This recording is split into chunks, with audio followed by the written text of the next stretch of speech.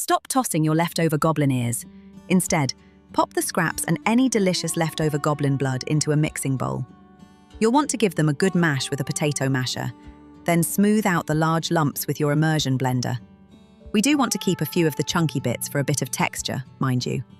Once you're done, pour to a jar and keep it in the fridge for a lovely bit of flavour in your next soup. It's also quite nice in a smoothie.